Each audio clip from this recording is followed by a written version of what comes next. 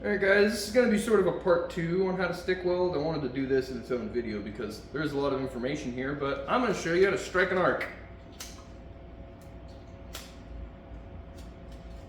I'm going to show you how to strike an arc. When you first start stick welding, I'm guessing, just if you're anything like I was when I first started stick welding, more than likely you are going to have a lot of this kind of situation.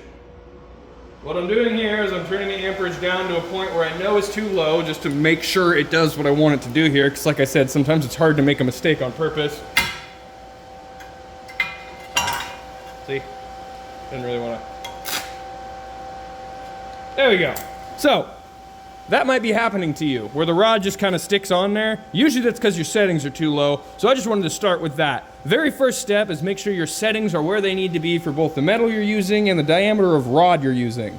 Now, if I were to just give you a generalized tip, always start when you're messing with your settings on your practice piece higher than you think you're gonna need to be, because that's going to ensure that you're not getting sticks. And then I would start to bring it down as you go to find the right amperage. Now, this is a 6011, so I'm gonna probably start at about 89. Sounds about right, to be honest with you. Usually I weld this at probably 85. I also don't really know exactly where this machine's, how it's gonna feel, because like I said, I'm still learning it. But biggest tip I have for at least practicing and getting used to not sticking your rod to your workpiece is make sure your amperage setting is a little bit on the higher side. That is going to help with your arc strikes. Now again, I do have to continue to remind myself that I might be teaching somebody who's never even heard of any of this before. So that's kind of why I did that comparison with the match. Because to be honest, it's not really technically like striking a match, but it kind of is. That's probably the closest thing I could compare this to. So again, I always, if you watch the video before this, I prefer to drag every time any sort of process produces slag or flux, or a solid flux, it's not gas. So you're gonna be dragging away from wherever you start. Now, I don't have it hooked up, that's why I can touch this workpiece safely. Don't just mess with this while you have it in your clamp. But the way I'm gonna start this weld, and this is kind of hard to think of because I don't really think about how I do this anymore. One way to do it is to just tap and bring it up. And the other way to do it, people say, is like striking a match on the striker. But one thing to note, and this is a good way to practice, I'm honestly just gonna show you how I would practice if I was having to start again. Make a line, or make two lines. You're not allowed to arc outside of that. Just tell yourself that. You can't, no arc mark like that is not allowed to appear outside of this line on this weld. Just tell yourself that. Do a strike, weld for a half a second, and then see what you got. Now I'm gonna do that real quick. Let's see if I can manage to not stick the rod using my own advice. Funny thing is now that I'm thinking about it, I realize how much stuff I'm doing wrong, so these videos actually help me a little bit too, not just for beginners, you know? So all the more reason to just pick up a welding rod and try it out.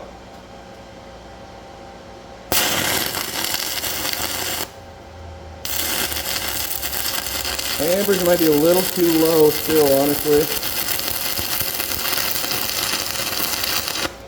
So there's that. Like I said, just a little weld. Looks like I did a pretty good job at not getting any arc strikes outside of my target zone. So none of those are official terms. I'm literally just drawing something arbitrary onto this. So if you'll notice, on that one I kind of just did a pop up. Now I'll show you, I'll do another two lines. Show you why I prefer the lift, like tap and lift. And another thing to note, this is a two-handed process. I'm holding the rod or the electrode here with my right hand. My left hand is right up here. And my left hand might even be the part that I'm doing that with. Because to do that with your right hand back here, you have less leverage. It wiggles a lot more. Hold your hand here, or even just use your left hand as a fulcrum and do that. What you're doing with your hands makes a big difference, because you don't want to exaggerate this motion because you're going to keep breaking that arc. And if you high arc it, or long arc it I think it's called, you will start to get arc strikes in random spots outside of where you wanted to. Now, for welding at home and things you're gonna do, this is never ever gonna matter. In fact, on a lot of welds you do for work, this is never gonna matter whether there's arc strikes outside of the weld zone. But if you're doing a pressure vessel or pipeline or something like that, which don't come to my YouTube videos if you're trying to get certified for that kind of stuff, but that's gonna matter if you strike outside of where the seam is, outside of where the weld's allowed to be. So it doesn't hurt to just practice that. Also, it's gonna get you a lot better like control if you're making sure you're doing it exactly where you want to do it. Now, on this one, I'm gonna try to do the match strike. Like I said, I'm not super good at that one, but here goes. Like I said, still trying to keep it in line. I'm just gonna have to strike and then come back with the puddle and then start going, so.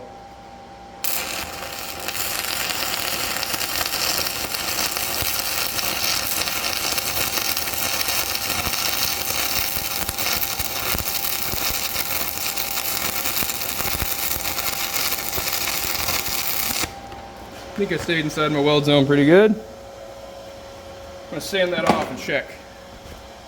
So as far as the weld itself goes, I would say my settings are probably a little low, but other than that first one that I stuck on purpose, you can see I managed to keep all the arc marks inside of where that weld is. So, like I said, if you're just gonna practice striking arcs, I would honestly do a little exercise just like this. Draw yourself 2 lines. In fact, here's a good practice exercise for you. Just do this over and over again if you're trying to get good at arc strikes. Just practicing each individual thing and getting good at each individual thing is going to make you an overall better welder, because it's not really about doing this. This is such a small part of it. It's about freeing up your brain activity to not focus on this hand movement stuff and let your brain focus on everything else. That's what's going to make you a better welder. So, and I'm still working on that, trying to get all these things to be second nature, because sometimes I still got to think about it. So what I would do, about the width of your soapstone, draw yourself 2 lines. That's gonna be maybe a little bigger than your bevel area if you're doing like a real weld, but draw something similar to this, and you'll be able to practice 2 things at once here. So what I'm gonna do, or what I want you to do, if you're gonna copy me, get your lines here, practice striking that arc and welding within the line, and only weld half of it. Stop, break the arc on purpose, and then you get to practice stop starts. So you can strike that arc again, run it back over the puddle, keep moving slowly. I'll try to show you that real quick. Let me find my gloves though. So like I said, I'm gonna try my best to keep all the arc and the weld between these 2 lines. I'm gonna stop in the center, clean it up a little bit, and then try to do the same thing. Like I said, the settings were a little low on that last weld, so I'm gonna go to about 92 here. I'm upping it by about 2 amps, or 3 amps, I guess.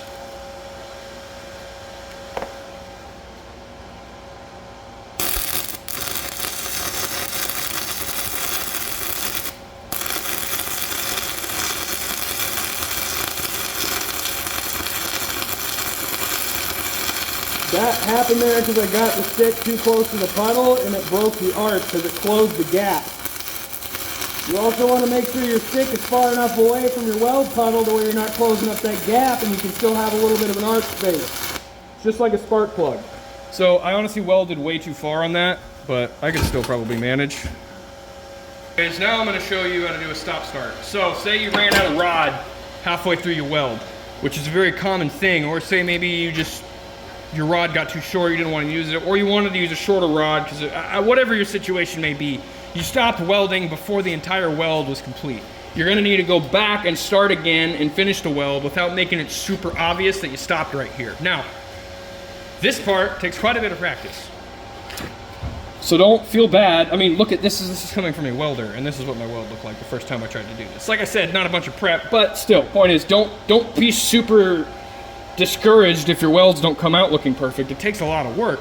Anyways, with this situation in particular, I do like a stop start, or I do like a match strike style of arc strike, but basically your goal here, strike that arc, deposit material into here a little bit, because you see there's a bit of a crater where I broke that arc. That's not supposed to be there anyways, but either way, there's gonna be like a part with less material, but you got more material back here. You wanna make that a consistent flow. So what I'm gonna do is I'm gonna strike the arc, maybe just at the end of that radius. If you can see, there's kind of a radius where I stopped welding. Just at the end of that is where I'm gonna strike my arc. Boom, get it going, and then run it back into the weld for like a half a second, and then just continue my regular whip and pause. So that's the goal here. That's what I'm trying to accomplish. That's what my hands are going to be doing, just to give you an idea. of what you're looking at in case you can't see super well. I'm gonna try to make the settings work for the welder, but I think I need to get a lens for this. In fact, maybe that might work.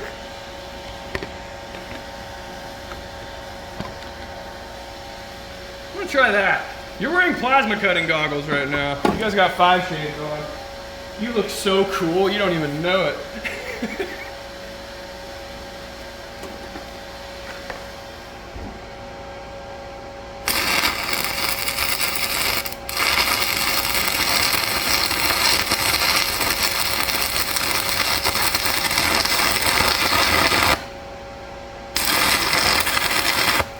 Added a little more there at the end. Grind it up and see how we did. So probably not the best example right here, but you can see,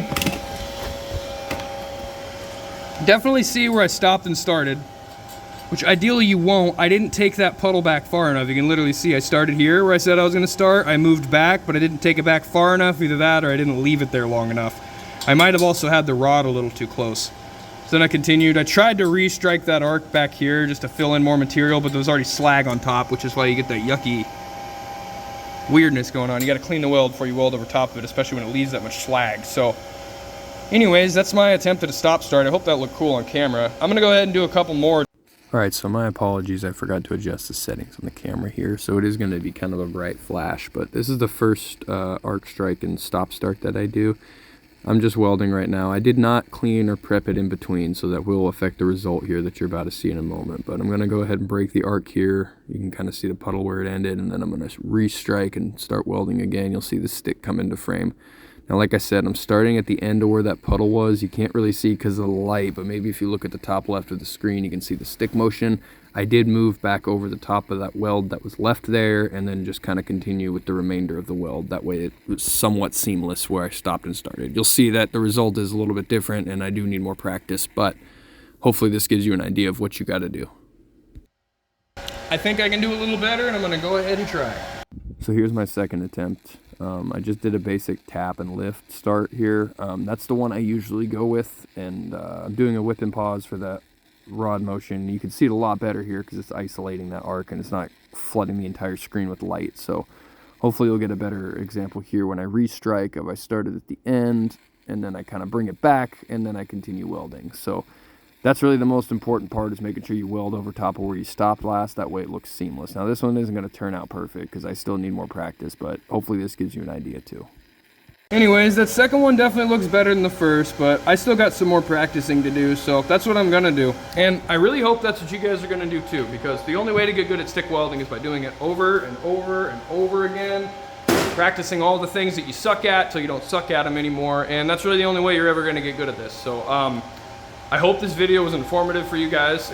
A little bit short, but I did want to kind of have this be its own thing, because when I was trying to explain it in the entirety of the stick welding video, it just got a little bit overwhelming. There was a lot of stuff to talk about. So for my sake, for my scatterbrained ass, I decided to simplify it down into a few different videos. The next one coming out, I think, is probably going to be a little bit about MIG and flux core welding. And after that, I think maybe I'll start messing around with that spool gun there. But otherwise, I really, really appreciate you guys making it this far in the video. I really hope it was informative and helpful to you in some way.